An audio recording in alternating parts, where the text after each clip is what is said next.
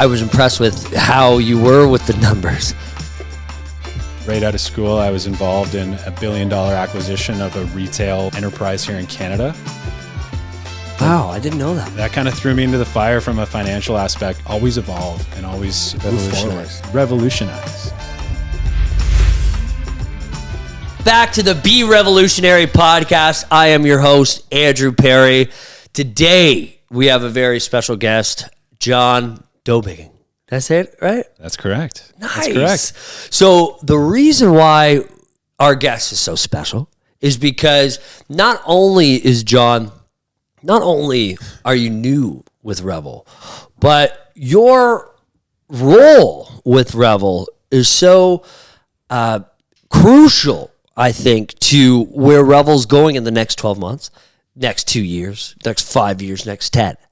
So why don't you introduce yourself, explain your role a little bit, and we'll just start there. Yeah, thanks, Andrew. And that's some very big words for a very well-established brand. And so don't take it lightly that this role is very crucial to the future direction of the brand. But, we're coming up on 10 years as a brand, and there's a lot of history, a lot of culture, a lot of moving parts that go into it. But to take this step into franchising is massive for a real estate organization. Very few companies can get to this level where they're ready to take it to the next level, so to speak. Yep. And really manage this process and more critically offer opportunities to others outside of the brand to help facilitate the growth of Revel, but also the growth of individuals. I think that's a huge step forward for this brand that we're getting outside of our four walls and welcoming others that fit the culture, but have aspirations to own and to grow something that is theirs. That's very much a part of our ecosystem, but still very much theirs. So very excited to have this opportunity to work with the team and to help, get the brand to this level where we want to go. I love it. So what's the official title for everybody out there? The official title is Director of Franchising and Development. Nice. Yeah. And so the franchising is obvious, right? We'll get into it, of course. But what is kind of in my experience over the last couple of weeks, which has been very eye-opening, is with your experience and your knowledge, the development aspect has been so crucial because not only are you helping search and find those right individuals to help our brand grow, but you're also doing a lot of what's the word? Development's the word. Yeah, you're basically giving us all of your knowledge through consulting as well. I'd be like, I didn't know half of what we were missing. There's so much that goes into development. It's such a broad term. I think consult and consulting is very, top of mind in this sphere where I'm focused, providing just a different perspective, but also a perspective and advice and knowledge that may be, not inherent within this industry. So bringing other perspectives into what we're doing and not necessarily changing anything because it's what we've been doing has, led to our growth. So it's a matter of addition. Of adding new perspectives, considering new things that we could be doing and challenging things that we've done, but for the right reasons, just throw it out and have a discussion. Everybody's got a different opinion, and that's what's been so great in the first 5 weeks since I've joined is everybody's collaborating and discussing to all ends just to try to get better. That's true. Try to get better every day. Try to, up our game and be revolutionary, so to speak, right? It's not easy to be the leader every day, but is it typical? Because you have a lot of experience, and we'll go into that. Is it typical for corporations or brands to have as many people as we do discuss and decide on things at our team meetings? I think the successful corporations do. Yeah. It's something the element of collaboration. Yes, it's time consuming. Do you always get to a definitive answer? No, but everybody feels involved. Everybody internally as a company, we feel ownership over what we do in our roles. And we have some incredibly talented people in all facets of the business, But one thing that is very evident even before I joined was, their commitment and their attachment to what they do and their role in the company. So I think you get that from allowing collaboration, allowing everybody to really say what's on their mind, and without fear of repercussion. And it's also like, it's not like you have the owner coming in with the whole head-turning initiative that just throws everybody off without any type of consultations between the staff, right? That's a really refreshing part. Is I think that's the rare piece, is that someone who has dedicated their entire life to build something from the brand up, and it really is, a baby of somebody somewhere at some point in time, but they've opened their arms, opened their doors to allow others to contribute. And I think that's where the magic happens. So to your point, there's no one dictatorship. Everybody's got great opinions, and I think, you guys have welcomed me. And so thank you for that. It's been really a good start to this journey with Revel. Good. Yeah. I love it. So let's talk now about your previous history. Where did you start in these types of experiences? Was that Tim Hortons? Was that the first? Yeah. Franchising, really, I was exposed to, at Tim Hortons. My background from my education is finance related. Okay. Right out of school, I was involved in a $1 billion acquisition of a retail enterprise here in Canada.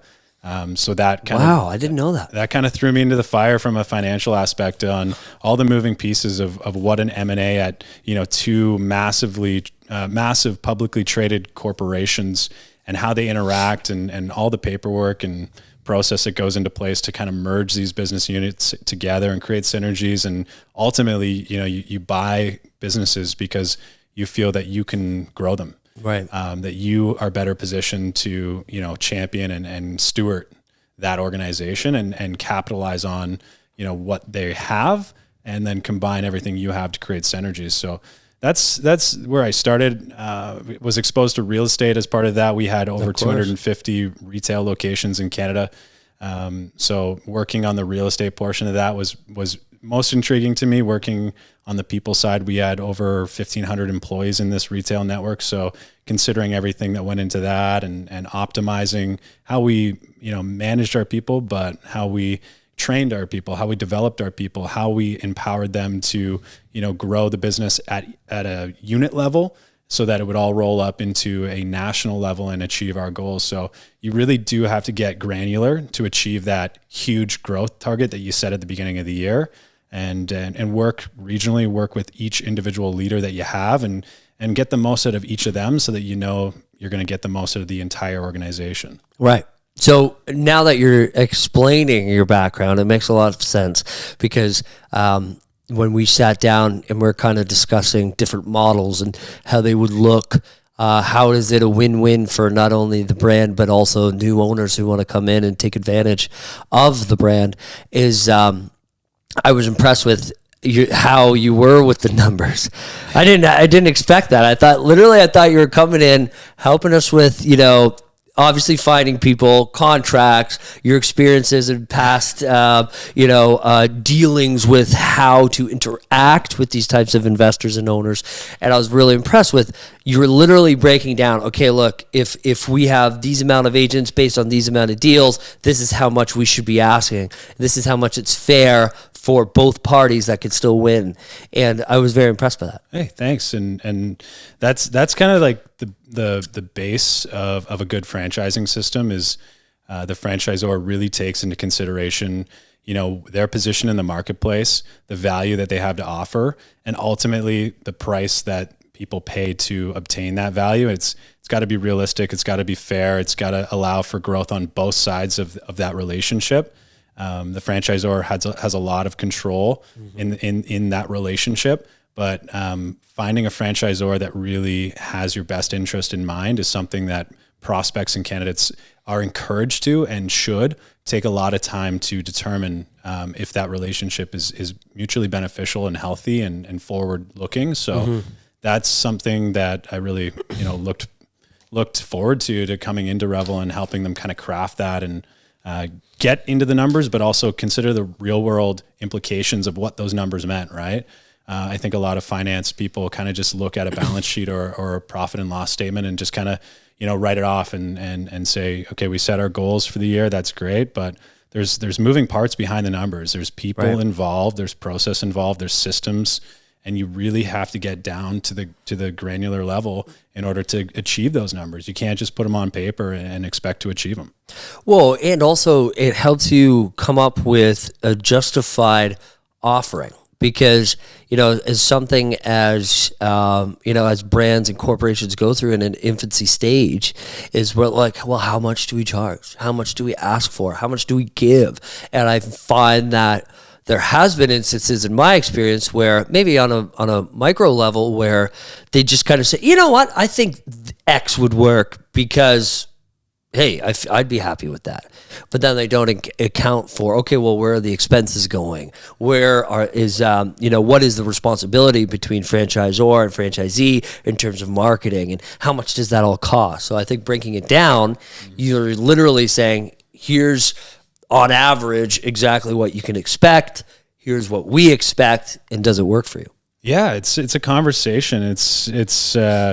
You can't ever sit and sort of budget for everything, or right. You can't say that you've considered every possible avenue. The world's too complex for that.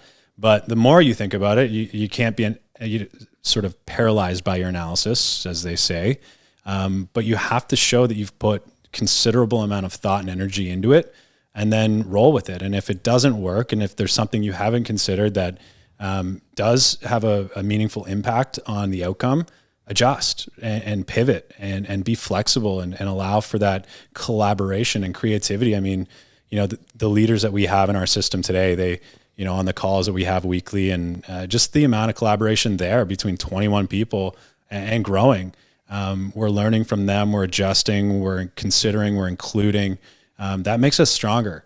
And just because, what we have today works, and it's allowed for tremendous growth. There may be tweaks going forward that we can't foresee today, either market driven or internally driven. So just being able to kind of step back and always evolve and always, move forward, revolutionize, so to speak. Yeah, I love that. Exactly.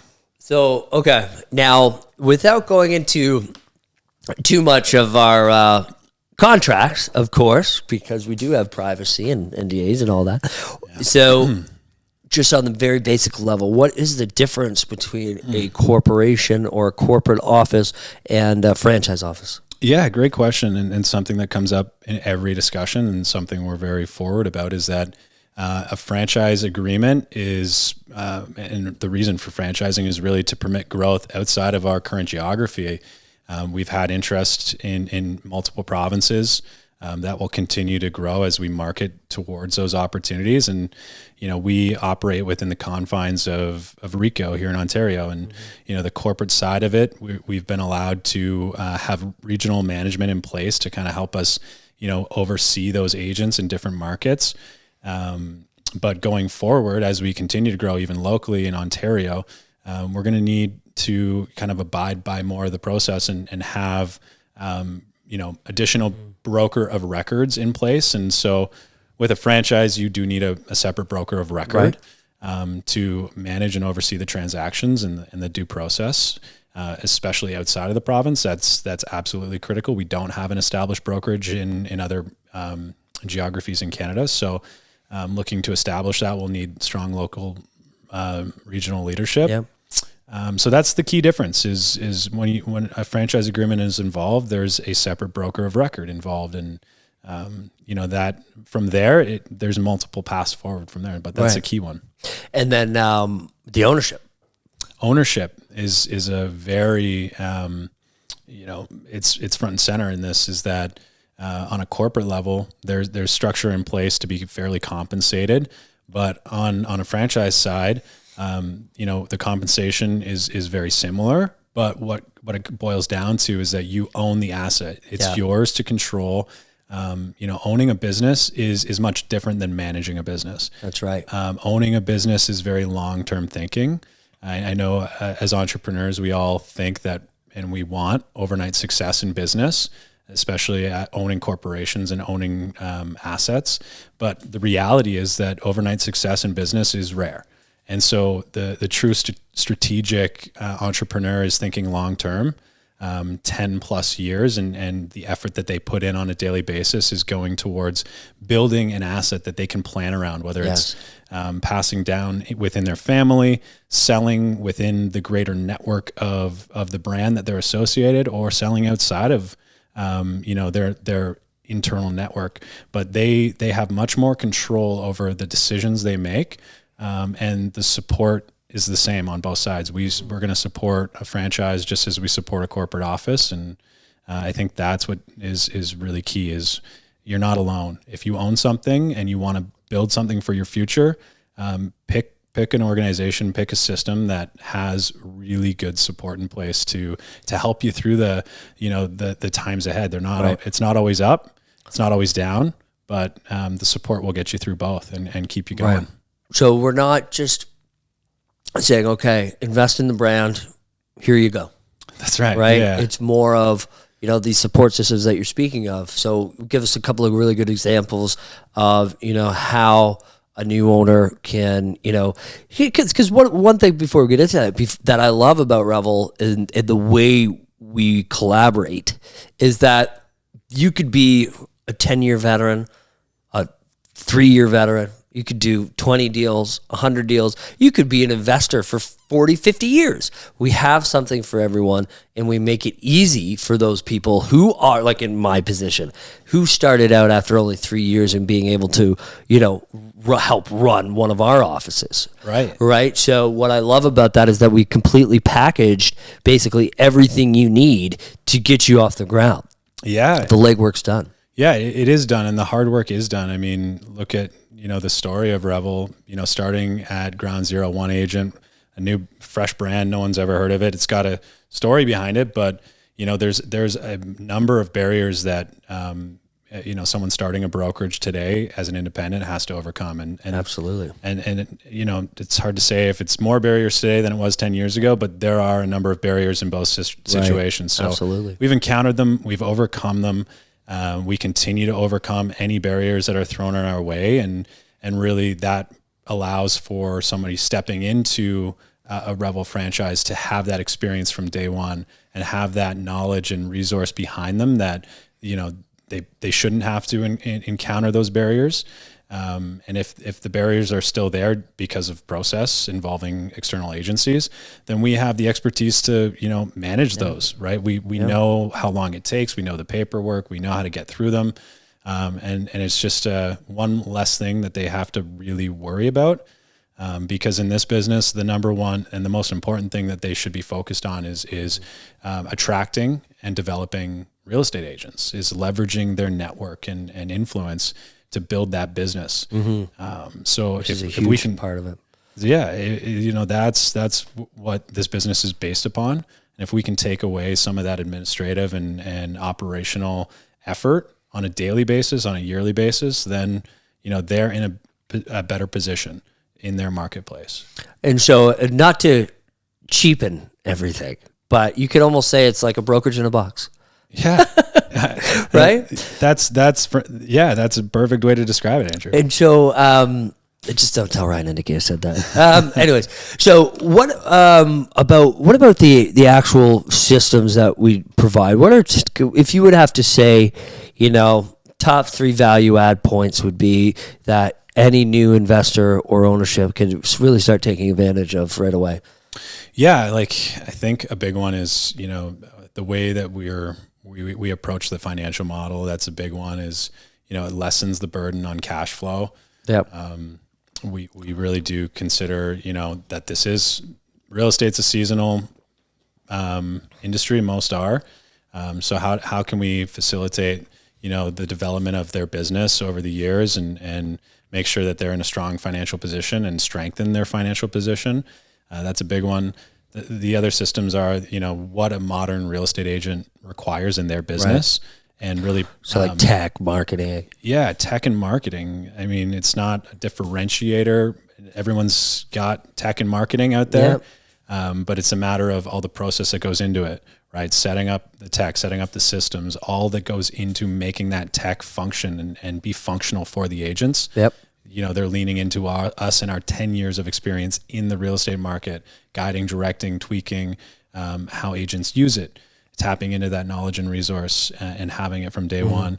And then on the marketing front, us managing that huge beast of a system, from the creation of new marketing and seasonal marketing and having assets and resources available at all times for agents and brokerages to take advantage of. Yeah. If they want to add on top of it, they will, and they should, but they've got this huge foundation to build upon instead of starting at ground zero. It's great. I love how you said that, because we do, love promoting personal brands, other company brands, like the Fine Estates team, right? It has a slightly different look and feel. But what I love about Revel is, and you're right, companies do have tech to offer the realtors now. They do have marketing to offer. But I think the difference of, maybe not the technology side, but some of the marketing from some of the other brokerages that I've seen versus, it's just, that we're innovative. We don't have to rely on, or sure, you know what, maybe we don't have the advantage of relying on 50, 100 years worth of high quality branding. Some of the bigger guys is where I'm going with that, right? Where we had to know and adapt. We've rebranded multiple times because we know that in order to stick out, in order to break through the glass ceiling, so to speak, we have to be different. And if you're constantly fighting, almost like an underdog, you get stronger, you get more resilient, and then you kind of come out with this different grit. I feel. I love it. Yeah, and you're so right that we're in the trenches, right? We have a vested interest in making our marketing the best possible and most relevant in the marketplace for our own benefit. Yeah. So what better partner in this space can you think of? Than someone that's, stands to benefit in the same regard, right? We're in this, we're in this together. Right. And you look outside at other industries, right? Like some of the most successful brands of all time really haven't changed that dramatically. Right. Look at Apple's logo, and over the years, it's gone from maybe white to black to rainbow for a year to silver, but back to white. It's always been the same sort of shape and size. They've experimented with different things to appeal to whatever was popular at the time. But it's not drastic. It's not it's all about consistency, right? And so when you're trying to build mind share in the consumer space, whether you're an agent marketing to your database and your clients, you want to be consistent. You want to stay modern and relevant, but you don't want to be drastically different. Right. Right? Because then you're confusing them. I agree. So how do you that fine line? And that's something that when I look at the marketing materials over the years at Revel, they've done a really good job, and even recently we've looked outside to external consultants and to help us and make sure that we're on the right track.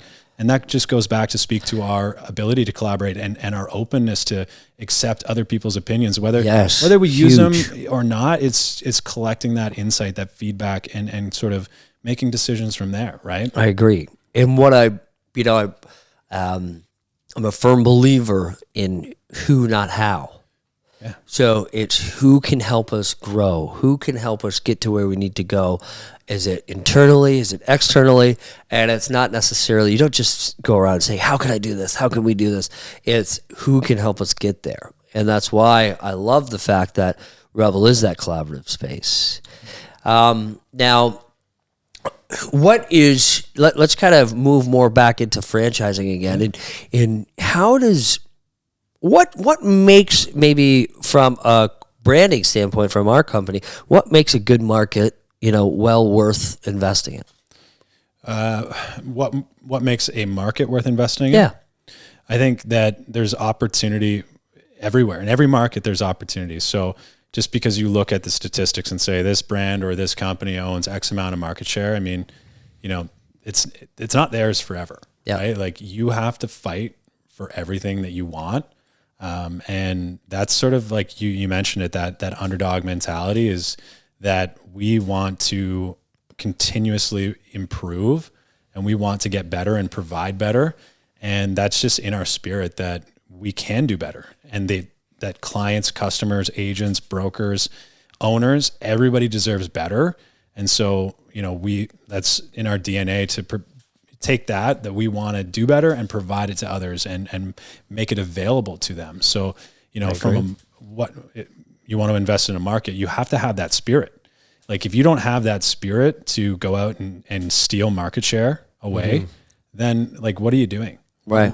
Are you in business? Like, I don't think you'll be in business very long if you just think that you're entitled to a certain amount of business, or that because of your history, because of you've operated 50 years, that, you're entitled to that market share and that business. So, the spirit is what's key. And that feeds into culture, right? And who we are as people and who we are as a community of people. So would it be fair then to say that you're not necessarily looking at the market, which would bring a good investment for the brand or franchisee, but it's more about who. It's about who, like you said, right? It's about who out there wants that opportunity. Yeah. And we can make the market, right? We can make the market if you have the right spirit. You're not going to see boundaries. You're not going to see limits. From an analytical side, we go really deep on classifying markets. Like I could tell you how many offices I think should be in every city in Canada, based on census data and a whole nother set of data that I'm able to pull in, right? And I can do the analysis. But that's just a basis. If we were to make every decision based off of paper and pen and analysis, we're forgetting about who out there and really, are they the right person? Are we attracting the right person? And, can we take somebody that wants to set the world on fire and show them the way, right? Like that's more powerful to me. I think that those are some of the best leaders that I've met in this industry is, they're of the same mindset. I agree. So what about internally? Are there, because we have a lot of people, obviously, I mean, it's great, and thank you guys for always listening, but we have a lot of people in the brokerage that continuously listen to the show. So are there opportunities internally for either people to start something, or maybe they already have a corporate office and make those types of moves into a franchise? Yeah, I think that you're right. There's a lot of really high quality, leaders in our system that have the right spirit and the right mindset. And so we're already talking with a few of them, and we encourage everybody to come forward and have a conversation with us about what it could look like. We want to provide opportunities internally first. That's just, a much better decision culturally to, I agree, to provide those to the people. So we're in talks with a few. We encourage more, and what it looks like from there is really up to the individual and what's right for the brand and the company. I think, can we incentivize someone to step outside of their comfort zone a little bit and really push the boundaries, and maybe they have some connections in other markets. Can we find a way to enable that connection and enable that opportunity into something bigger? Instead of going to that market right away and finding somebody that's outside of the brand that knows the market. It's tough, but it's possible. I think, these people understand the brand internally, and if they're championing the brand and the culture and the tools and the tech and the marketing in a new market for them, and they don't give up, they can make it work. I know it. I agree. And with our help, like back to the value prop on the development side, like that's a key differentiator, is that we have boots on the ground. Not only are our 21 leaders involved in sharing and collaborating and wanting everybody to do well. So you've got 21 sort of like people that are going through it already, but you also have the corporate staff and me leading the way in sort of that business consultation approach, and making sure that you have a plan, that you have the right mindset, that you have the regular check-ins, that you're doing the right things. What activities, what systems do you need in your business?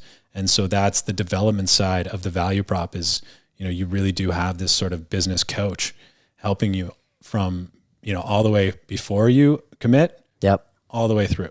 Like it's a full life cycle, sort of consulting service that, that's where I specialize, and that's where I'm comfortable. And I enjoy working with people and seeing them achieve those goals that they set. I love it. So, how do you think Revel can get out there a little more? What do you think is something that we can implement in the next 12 months? And, for other brokerages out there who are listening to this too, like would, if you had to, well, you do have to, because you're here. This is why you're here. Yeah. So like you're coming in, like what's a good strategy for somebody who's looking to grow? I just like a business, like think of it as like an agent or a team leader. Like you're the rainmaker, right? So you gotta continuously be expanding your network. You've got to be consistent in your marketing and your approach and your messaging, so that anybody that you're adding to your sphere, anybody that you're adding to your network, is seeing the same message over and over and over. And really, what you need to get across and what you need to more so demonstrate is the value, right? So you can market and you can have conversations all day long, but if you're not demonstrating the value, if they're not feeling, if they're not experiencing the value, and that's a big part, is the brand experience, then you're no closer to growing and expanding your business, right? You can market and message and send text and articles and images all across the web, but if you're not face to face with people, if you're not letting them experience what you have to offer, then they're going to be focused on what is it going to cost. Right, I agree. And then you're in the battle as an agent in the listing presentation about commission. So, what experience are you providing? And then what are you charging for that experience? That's you put experience first, price is second, right? So that's where we're focused, is sending that consistent message, creating more, expanding the network, meeting with more people that may have never even considered ownership, because, the traditional way of doing this is a little bit, it presents more barriers, right? So if we're kind of first to if we're the first to the starting line, saying, listen, not all the barriers are there anymore because we've removed them, that's a new message. So we've got to consistently market that over a certain amount of time until people start to experience that, hey, yeah, actually, now that I'm thinking about it, I've done some homework, and this, and this barrier that I thought were an issue wouldn't be an issue with you guys. So now they're closer to taking that step forward into a leadership or an ownership role, but it's going to take time, and they need to experience that more than being told. And then, so would you encourage then somebody who might have a team, or somebody who might have a brokerage, or even somebody who's even, just on that kind of cusp of getting into a leadership role, do you think it's worth their time to reach out to you and even just start a conversation, even if there might be a year or 2, 5 years out? Yeah. There's so much that goes into this from a planning perspective, and the last thing you want to do is rush into something. I agree. So get the conversation started, figure out, 1 or 2 things that you can take away that you could maybe look into more. Maybe something clicks a week later and you want to have another conversation. It's just more about being sort of a shepherd on their journey of exploring what that pathway could look like. And it's different between a top agent, or if they have a team leader, they may have some staff. Maybe they want to leverage that into, providing more income. They're already paying the expense. Maybe they have a location, and maybe they can welcome some other agents, but in a team concept, maybe they have a little bit of the blinders on still, thinking I'm adding to my team. What happens if you expand your message a little bit and have some strong individual agents that want to leverage your systems, but not be part of your team? All right. So maybe start a team on their own. Yeah, take your systems and process. So everything that a top agent is doing, everything that a top team leader is doing, they can leverage what they're doing and create other income streams. Right. And that's really the conversation that we try to get to. And if they can see that and get comfortable with that, then they're gonna be more likely to take the next step. And I also think too is that, guys, if you're listening to this, there could be a lot of people that don't know what they're actually capable of. They're like, you know what? Yeah. I can't open a brokerage. I can't open my own space. I can't hire this person, that person. You'd honestly be very surprised. I wouldn't say necessarily how easy it is, but how simple it can be. And how, as stress-free as we try to make it as possible for you. And so that's one of the reasons why I joined Revel, is not just because of those types of opportunities that could be provided, but more of the support of how I could actually get there. I was very, very surprised about the support, that it's not just like, how do I start a team? Well, I don't know, go read a book. No, it's like, here's how you do it. Here's how we can help you get there. And honestly, it is that simple. And not only do we help, from a financial standpoint and create that business plan, as John said, but we can also help with marketing, recruiting. We can help you from an educational standpoint. We can literally train your agents for you, which I think is absolutely a huge benefit. Because what is the number one thing that people, I don't know about you, but the number one thing that people tell me about I would love to start a team, but I don't got time to train them. I don't got time to babysit. Okay, let us do that for you. Absolutely. Couldn't say it better myself. That's exactly the attitude that we have. And, we want people to just take the leap and go after. It's human. Like, we think about, the human condition, right? And it's natural to doubt yourself and to, think that you're not capable. But the fact that you're doubting it means that it's real. Yeah. Like, you can't doubt something that's not real. So if you want to build and own an office and you're doubting yourself, but you really want to do it, remember, like, you're doubting because it's real. You may as well, take that next step and start the process. And you eat an elephant one bite at a time. Yeah. You don't eat it overnight. And so that's where we come in. We tell you which bite to take first, and we help you along the way. So, like, it's simple, and it's more about getting over that barrier in your own head first, because all the other barriers out there that are preventing you from doing your own brokerage are things that we've experienced, and we can help you navigate. I love that. And it's a good spot to end. But also, you know what? Just this conversation here is making me realize that, I think we should, there's franchise expos and stuff. We should do our own. We should just do an information night, invite a whole bunch of people, and, let's just show them how we can give them that playbook to own their own brokerage. I love it. Yeah. Let's get going on it. All right, let's do it. Right, Nikki, it's in your hands, or more Emily in Rebecca's hands, maybe. Anyways, thank you so much for listening. If you're watching this podcast, please subscribe to the channel. If you're listening on Spotify, we would love to, gain you as a listener ongoing. So smash that follow button, notification bell, and you'll be notified as soon as we drop a new episode. So thank you very much. Take care.